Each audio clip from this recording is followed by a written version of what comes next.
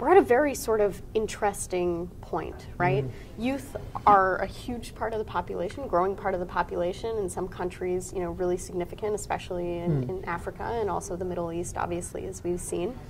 And I think that, you know, people sort of see this as a moment where, you know, they're either going to, you know, embrace opportunity and help build peace and democracy and, you know, more robust economies in their countries, or they could go in the other direction, and it could be fairly destructive if we don't find a way to provide those opportunities. So what do you see as sort of the greatest challenge in youth's ability to build peace, to sort of help build this future generation that's productive?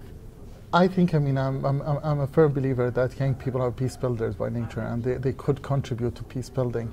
I'm sometimes very concerned about this growing narrative that I keep hearing about young people as troublemakers, threats for development, and not even the opportunity, but the liability. Some of them, they think young people are a liability for their communities. And I think that's absolutely wrong, and we have to challenge this narrative. We have to promote the positive narrative about young people, and I could give you many examples. I mean, just a recent example from Colombia, and see the peace process there, and you see who is really pushing for this peace talk to continue, are young people. In Sierra Leone and Rwanda and in many parts of the world, even now as we are fighting extremism, and we're trying to promote more dialogue and constructive, I would say, channel of communication between young people. Young people are at the forefront, but most often you will not hear about these brave young people who are really, I mean, pushing for more positive, I mean, a relation between young people, also putting the right narrative about youth. Of course, we should not ignore the fact that many young people are in a vulnerable situation. If you are unemployed for many years, if you live in a conflict zones, around 500 million youth are overqualified and underemployed. And around 600 million jobs needed in the next 15 years.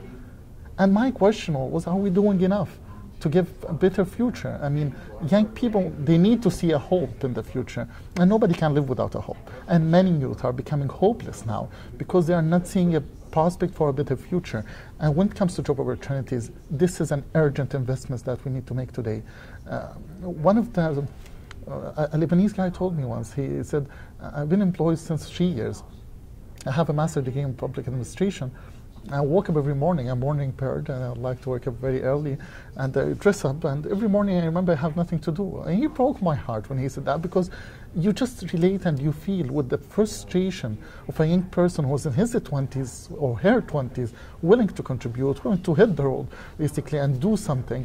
And every day, I mean, they are reminded that their contribution has no place yet. I'm not talking only about, I'm talking in general for any young person around the world. So the challenge here is we need to promote more job opportunities and better education, but also we need to take young people more seriously.